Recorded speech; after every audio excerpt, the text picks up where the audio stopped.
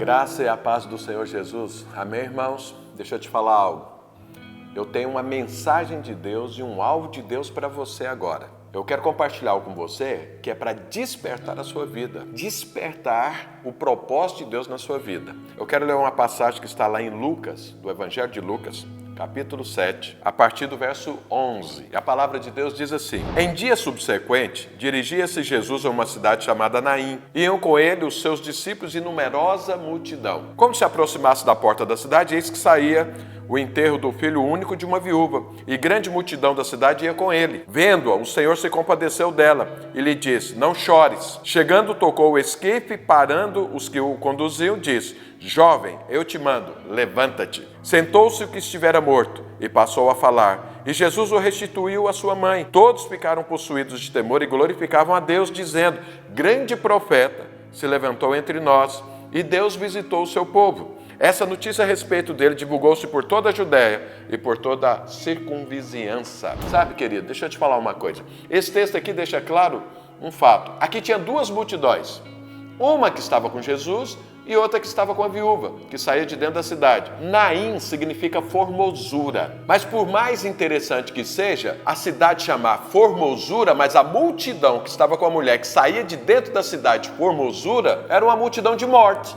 Era uma multidão que estava caminhando para enterrar seus sonhos. Agora veja o que é que estava acontecendo. Ali nós tínhamos uma viúva. Viúva já é um problema, porque perdeu o marido. Naquela época, então, esse problema era enorme. Mas ela tinha um filho, era a esperança, era a alegria dela. Ele ia crescer, ele ia cuidar dela, ela ia ter netos e tudo. E era o único filho, mas aí morre o rapaz. Então imagina como que foi a tragédia na vida daquela mulher. E o que é que a cidade fez? Estava junto, uniu. Mas uniu em quê? Uniu na tragédia. Ninguém daquela cidade podia resolver aquele problema. Ninguém daquela cidade podia restaurar a vida daquele jovem. Ninguém podia ressuscitá-lo. E eu imagino que aquela multidão caminhando, ali junto com aquela mulher, só podia fazer uma única coisa: chorar. Só chorar. Porque resolver o problema não tinha jeito. E ali também eu imagino que as pessoas podiam estar pensando, porque cada um ali tinha a sua fraqueza, cada um ali tinha seu medo, cada um tinha a sua preocupação. E eles olhavam para a mulher ali à frente, seguindo o enterro do seu filho, e eles pensando: isso poderia acontecer comigo, pode acontecer comigo amanhã. O que está acontecendo hoje com ela pode ser minha vida amanhã. A minha empresa pode fechar, minha família eu posso perder, meu filho pode morrer, eu posso ficar viúvo ou viúva, eu posso perder meu emprego. Então estavam todos ali unidos em quê? Unidos no problema.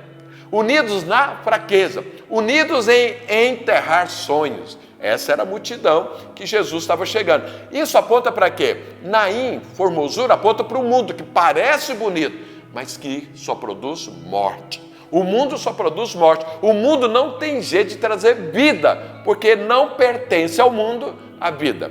Essa é a primeira multidão. Então a multidão que estava enterrando toda a esperança. Mas aí vem uma outra multidão. Quem estava à frente dela? Jesus Cristo. Essa era a multidão da vida, porque Jesus é vida, e vida abundante. Jesus não é morte, é vida. Os seus discípulos estavam juntos e uma multidão junto. Só que essa era a multidão exatamente o oposto da outra, que era a multidão de quê? Da vida, da alegria, da esperança. Por quê? Todas as pessoas que tinham um problema chegavam até o Senhor Jesus, todas aquelas estavam esperando um milagre, e o Senhor tocava, o Senhor ministrava vida, um milagre acontecia. Então essa multidão era a multidão que restaurava sonhos. Essa era a multidão que restaurava a esperança. Essa era a multidão que despertava vida. E aí Jesus chega, as duas multidões se encontraram. E aí quando encontrou, o que a Bíblia diz? A Bíblia diz que Jesus compadeceu da mulher, da viúva. Então tinha ali uma viúva que estava enterrando o seu sonho. Jesus se compadeceu, e o Senhor sempre se compadece de todos aqueles que têm necessidades, de todos aqueles que estão enterrando seus sonhos, de todos aqueles que perderam a esperança, de todos aqueles que estão sobrecarregados, de todos aqueles que estão preocupados. Sempre Jesus se compadece, sabe por quê? Ele é o único que pode resolver o problema. E aí Jesus, se compadecendo daquela mulher, parou o enterro. Parou, falou: para aí. E aí chegou para a mulher e falou: não chora. Como não chora dentro de uma situação daquela? Não chora pelo que ele iria fazer. Não chora pelo que ele representa. Ele é a vida. Ele é a ressurreição. Ressurreição de sonhos. Ressurreição de esperança. E aí para, e o que ele faz? Manda o jovem que estava morto se levantar. e a vida entra naquele jovem. Aquela mulher, a tristeza dela foi embora e a alegria se estabeleceu, porque houve um confronto. E eu quero te falar, todas as vezes que houver um confronto entre a vida e a morte, a vida prevalece. Sabe por quê? A vida é Deus, é o poder de Deus, é Jesus, o Senhor sobre todas as coisas. Ele tem autoridade tanto no céu quanto na terra. A vida traga a morte. Aquela multidão da morte, ao ver isso, ela viu que havia esperança, porque Jesus desenterrou, Jesus ressuscitou o sonho, a alegria, a esperança daquela viúva, e toda aquela multidão, ao ver aquilo, se alegrou. E se alegrou por quê? Porque eles viram, se ele fez isso com esse jovem que estava morto, ele pode fazer também na minha vida. E aí todos se alegraram, e aquelas duas multidões, a da morte e a da vida, se tornaram uma. Qual? Todos agora se tornaram vida. Agora tinha uma só multidão, a multidão da vida. Eu quero te falar uma coisa, nós estamos vivendo algo assim hoje. Essa pandemia é a multidão da morte. Essas notícias todas ruins que nós recebemos gera morte, enterra sonhos, acaba com a esperança. Todo mundo fica preocupado com a sua própria vida, fica preocupado com a vida da sua família, fica preocupado com a vida daqueles que eles amam, fica preocupado com a empresa, fica preocupado com o emprego, fica preocupado com tudo. Eu quero te falar, essa é a multidão da morte. Mas você e eu fazemos parte da multidão da vida, porque Jesus está à frente. Jesus, nós estamos olhando para Ele, Ele é o nosso Senhor, Ele é o nosso cabeça, mas Ele é a multidão da vida. E eu quero desafiar você a tomar posse da multidão da vida, porque o Senhor está em você, o Senhor te chamou. A Bíblia diz que quem crê em Jesus saiu da morte para a vida. Esse é o seu caso.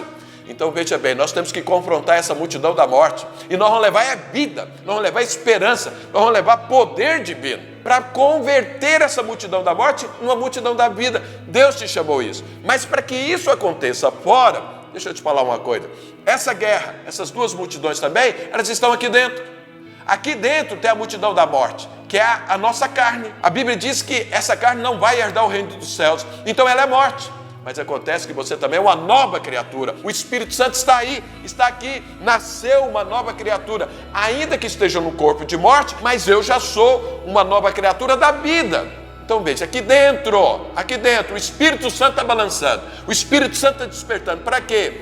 Para que a multidão da vida prevaleça sobre a multidão da morte, sobre a carne. Não deixe a sua carne, que faz parte da multidão da morte, controlar a sua vida. Deixe que o Espírito Santo, que é a multidão da vida, controle você. Você entendeu isso? Eu quero te falar aqui com todas as letras. Deixe que o discípulo de Jesus, que está dentro de você, se manifeste. Dê oportunidade para isso. Creia na palavra de Deus, olhe para Jesus, pense na eternidade, avance para o propósito divino, aceite essa proposta divina que o Senhor faz, te entregando algo, te entregando uma promessa de vida. Deixe ela fluir na sua vida. Sabe por quê? Você faz parte da multidão da vida, e nós juntos vamos tragar a multidão da morte, e esse mundo vai entender que existe uma igreja que é luz nas trevas, que é vida na morte, que carrega o poder de Deus, em nome de Jesus. Você está me ouvindo justamente para isso. Deus escolheu você para te avivar, despertar, e através dessa palavra é isso que vai acontecer. Amém? Eu quero orar por você agora, para que Deus desperte você, para que a multidão da vida tome conta da sua vida e você prevaleça interiormente e exteriormente, porque você foi chamado para isso. Amém, queridos? Feche seus olhos onde você está e eu quero orar por você. Pai de amor, em nome de Jesus, eu quero despertar essa pessoa que está me vendo e ouvindo, despertar o discípulo que está nele, despertar o poder, a unção. Flua, Espírito Santo de Deus, agora, em nome de Jesus. Senhor, toma conta, que toda a morte seja tragada, que a vida se manifeste, que a tua presença se manifeste. Agora, em nome de Jesus Cristo, eu abençoo essa pessoa, em nome de Jesus, que ela desperte para a vida, em nome de Jesus. Amém, querido? Desperta, o Senhor te chama para fora. Amém? Deus te abençoe.